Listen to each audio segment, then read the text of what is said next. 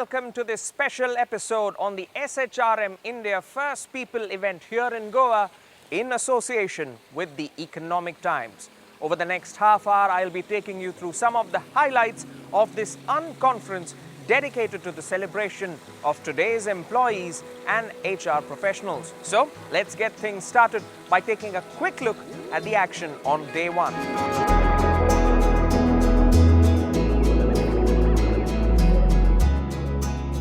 Amidst the swaying palms, white sands and sparkling waters of Goa, the Society for Human Resource Management held a two-day event to recognize and celebrate the crucial role of HR professionals across the country. The bar was set high from the very start when a group of extraordinary children took stage to perform the national anthem. Even while these kids couldn't hear or speak, in those few moments on stage, it was clear that they had a voice.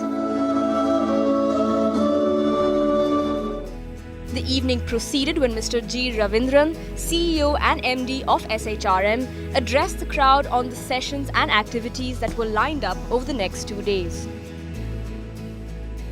The purpose of the First People Unconference was to spark off a healthy debate and exchange of diverse viewpoints on the pressing HR issues of today. In fact, the first speaker who did some crystal ball gazing was Kurt Kaufman, the New York Times best-selling author of The Enterprises of Tomorrow. Let's take a look. Audiences create great performance. Audiences create great performance. So the next time you're faced with a boring speaker like me, it's not my fault, it's yours. So let's try this one more time. 1, 2, 3.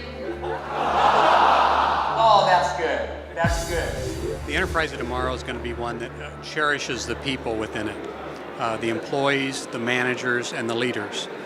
And leaders are beginning to recognize the importance that every person in the organization has a great manager or supervisor, because people leave managers or supervisors, not companies. But sadly, people disengage because of managers and supervisors, and that means they come to work but don't necessarily produce. And so leaders are going to recognize that. Individual employees, we're going to start to recognize how important the social aspect of work is, that we should have strong relationships with each other, with leaders, with managers at all levels. So relationship will be cherished. Culture will be a competitive advantage in terms of how we attract people to our brands. Brand is about how others view us. Culture is about how we view ourselves. And beginning to have a pride in both is very, very important. An organization only exists for its customers, the acquisition of new customers, the retention of current customers. And every employee in the organization tomorrow will focus on how what they do drives those two things and can see that line of sight on how they drive those outcomes. And that brings purpose to people's jobs. The First People event was not just about speeches and seminars. It was also a platform to showcase people's talents. In fact, there were a couple of events which brought out the creativity and ingenuity of HR professionals and students. Don't take my word for it. Go take a look. The two-day conference was in no way typical or mundane. Apart from some very engaging and inspiring speakers, audiences were treated to a music workshop. The best and the brightest from the HR world weren't afraid to step up to the microphone and showcase their talent. 1, 2. We the people, fine people we are. We the people, first people we are. As if that wasn't enough, attendees also got a chance to play a make-or-break game using 108 building blocks. And looking at some of the end results, it was clear that some of these professionals had quite the creative streak.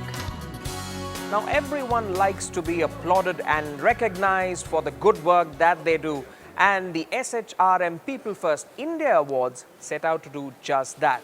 The awards were the first to recognize and honor organizations that put people first in their agenda and deliver future-focused excellence in the field of people management.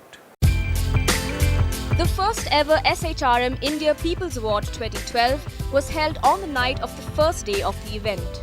The awards were conferred by Boman Irani and Perizad Zorabian.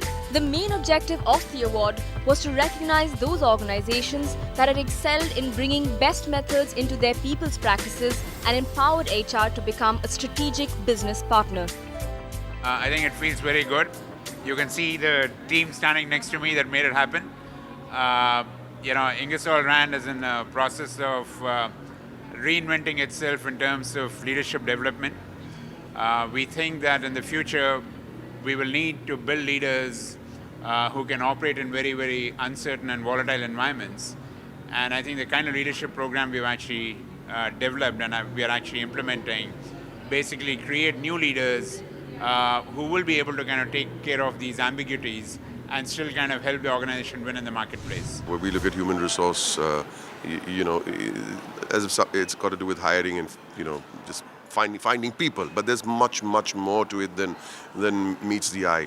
And the opening thing that was given to us to talk about how we are kind of mutilating our natural resources, and what we should be really concentrating on is human resource, which is a very profound thought. And this is the first time this has happened here in India, SHRM India, encouraging companies, top companies, to come forth with their entries to make sure that they are seen doing the right work in the right direction and being applauded for it and being rewarded for it, which is the general idea. So this is the first year. I think this is here to stay. As far as I'm concerned, this is here to stay for a long time. The awards also sought to celebrate and acknowledge those organizations that work passionately towards raising the bar for the HR profession through constant innovation. All right, time for a short break right now, but when we return, all the action on day 2. Stay tuned for that.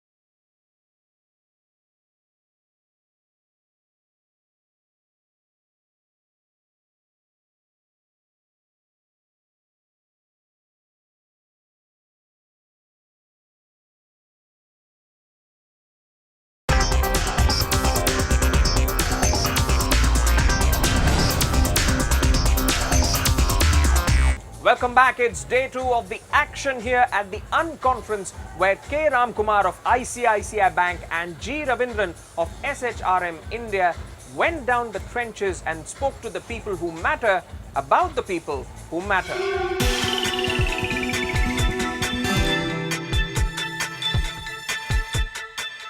The idea here is not to be indignifying to anybody. The idea here is not to really go ahead and really do anything which is silly here. The whole idea is to be challenging to each other, and the idea is to stop the panel discussion, to stop the PowerPoint presentation, and to try and get a conversation going. And Ravi and I would try to be the people who will bridge and connect you all with the CEOs so that the conversation can be facilitated and taken through. I am here with Ravindran Ganpati, the man behind the event, this Unconference. And my first question to you is, tell us more about the concept which powers First People. First People is about essentially two categories. One, people which are internal to an organization, and people which is external to the organization. The external people very clearly is about the customer. Today's customer and tomorrow's potential customer. First People is a belief that everything at the beginning, at the middle, and at the end is and has to be about people. Whether it is industry, sport, music, education, doesn't matter. It is always about people. I want to say emerging markets are throwing up a completely new body of knowledge, a new way of doing things. Simple example, how many companies would have recruited tens of thousands of people in a year? It's only in the recent past that this has happened. It's only happened in the emerging markets. It's only happened in India, places like China. Even an IBM or an Accenture that has done this only in this part of the world. So, emerging markets and the India growing story creates a potential for India to be a lead player in the people area. I know for a fact that some of the people practices that are being thrown up in this part of the world are pretty unique, are pretty new, and are very relevant from a future point of view. All right. Therefore, it was necessary to have an event like this now. All right. Now, there's been a lot of crystal ball gazing at this event. Looking at the event, where do you see it going forward? We will fill a football field with HR professionals very soon doing this kind of an event. See, what are we trying to do here? When we say unconference, when you come into a conference, there are certain expectations. In an unconference, you'll leave all those mental models behind. The learning is the same. The platforms for learning are different. The people who teach us are the same, but they're doing it in a different manner. Let's say the CEO panel discussion. The CEOs were not on a panel sitting on a table up there. They were sitting with the audience. The CEOs were sitting with the participants. The participants were engaging with the CEOs. The participants were engaging with the moderators. The moderators were engaging with each other. What this does is it pushes boundaries. It sort of inspires us to look at different ways of doing things. And those are the kind of solutions which are going to be impactful for the future. That's what this is all about. It is a digital era, and social media and human resource management are increasingly getting intertwined. Interestingly, local companies are using different types of softwares, policies and tools to monitor and supervise the workflows of their employees. In fact, with this objective, the event had a session titled The Role of Social Media in Human Resources, and here are a few glimpses. The finest example of social media usage in the world by an HR or an organization is by Southwest Airlines. It is one platform where they connect customers, employees, shareholders, and the board together in a public forum with an unrestricted access to the entire world. We strongly believe Facebook is a platform for connecting with people and their friends. Use Facebook, engage with and not really go and sneak into people's lives and what they're up to. I'm here with Adil Bandukwala, Talent Acquisition Social Media Advisor at Dell. He's just come off a panel discussion on the role of social media in human resource management. Let's ask him some questions on that. Adil, lots of interesting thoughts shared there in that panel, but the key question still remains.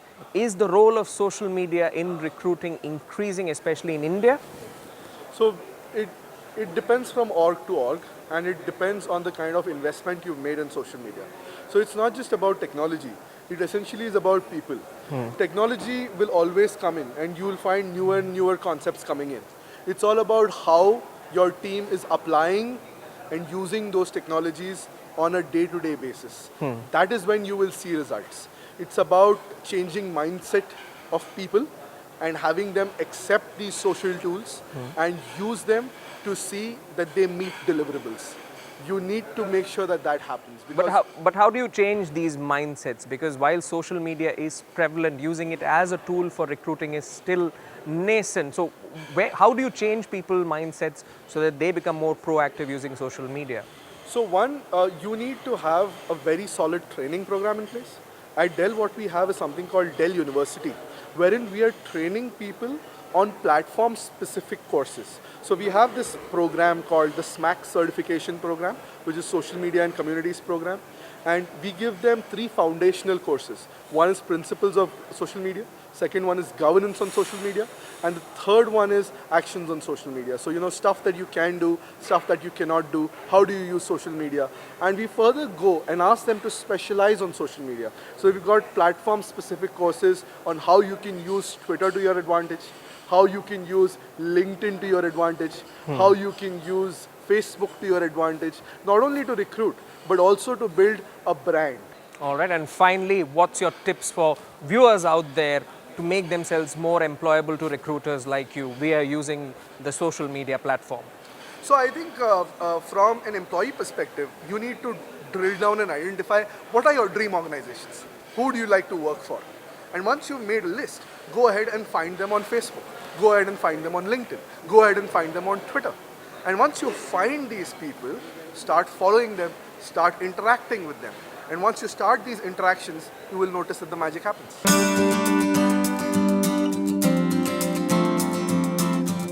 The company that this guy started got its name from his dog.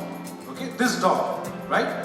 And the company's logo is still the logo of a dog. Just tell me which company.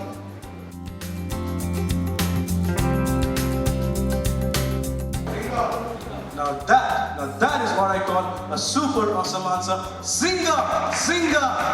The makers of Farmville, Mafia Wars. This guy is Mark Pincus and the dog was called Zynga. Super answer, a chocolate gentleman there. Super answer on this.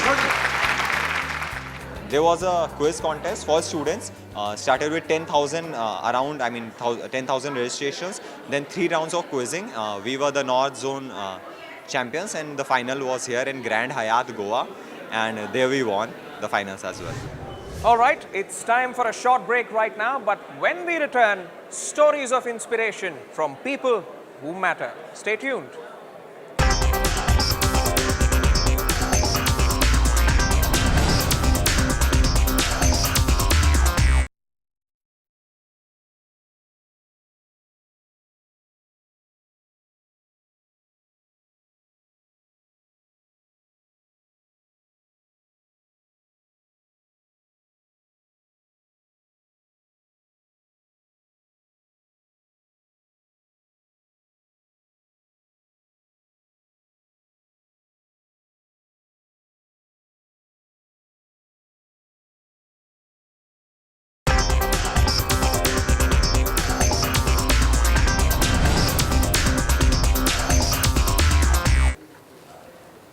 Welcome back. It has been an exciting 2 days of discovering many thought-provoking ideas for managing human resources. Now, talking specifically about SHRM, the event was also a staging ground for the launch of some of its key initiatives, starting with a microsite. Oh, yes. Can a round of applause? So that's our website on multi-generational diversity.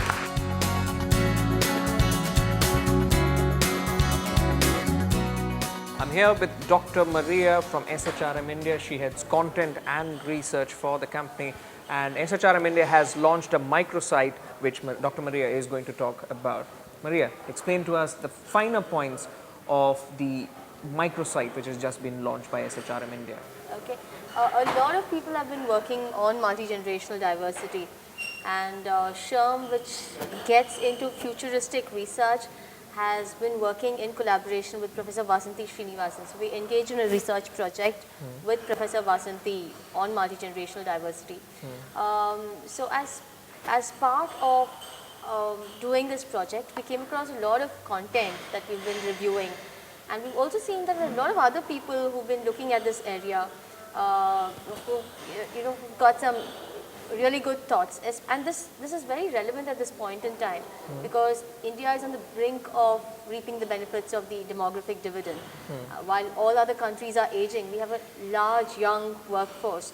And with rapid growth, we see this younger workforce getting into organizations. So organizations are really struggling to handle this large group of youngsters who come in with